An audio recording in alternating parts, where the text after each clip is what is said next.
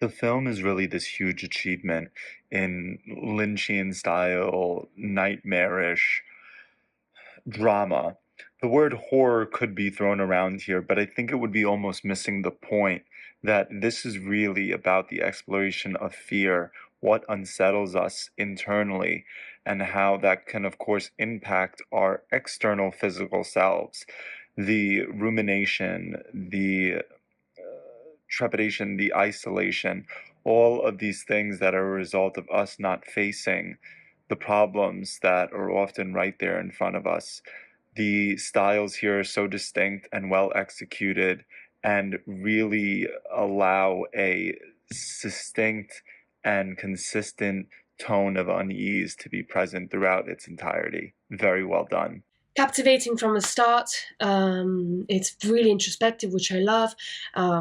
We are drawn into the subconscious of the main character, and it goes as we go deeper into the subconscious. The we progressively lose touch with reality. I really like that. I like the character always come back to the same place, this garden, and I like that the relationship with the garden changes throughout. So yeah, really successful in creating this introspective, subjective feeling. Obviously, it has a very specific audience. I wouldn't say that this is a commercial piece, but who cares? I enjoyed it. I love this kind of stuff. So yeah, I love that it's so imaginative. The worlds where we are thrown into, I would have never expected, even to write. I think that this is such a fascinating film.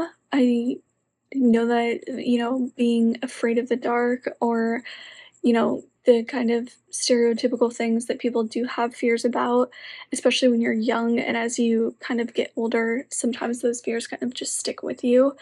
And I thought that this was such an interesting way to kind of go about making a film, and I loved that it was in black and white. I feel like that added to the kind of spooky kind of vibe that they had going on.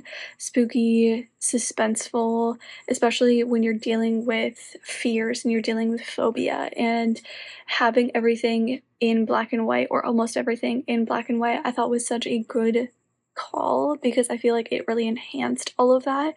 It enhanced all the anxiety, it enhanced the fear. And then when you add in just like the random pops of color, I feel like it made those things stand out even more and had such a bigger impact because the rest of it was in black and white.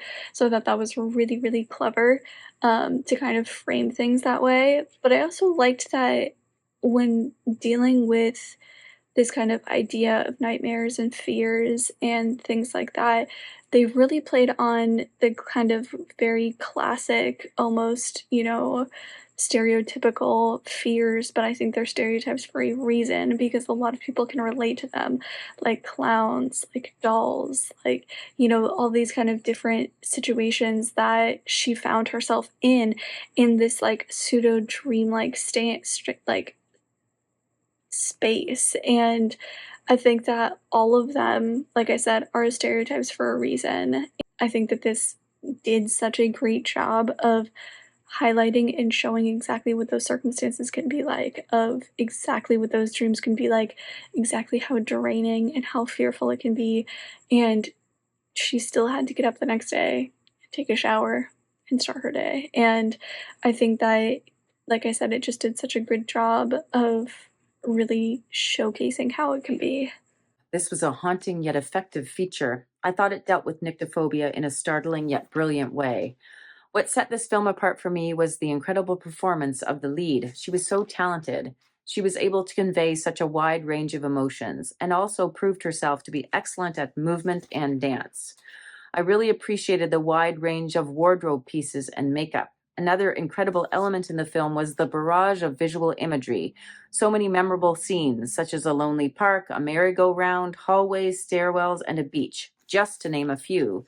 The use of CGI, slow-mo, split screens, and black and white, and color, notably splashes of red, all serve the narrative well, that of a young person dealing with the fear of the dark, insomnia, and anxiety. Sad but informative stat near the end regarding how many people deal with nyctophobia. Wow, so many. Excellent, memorable piece.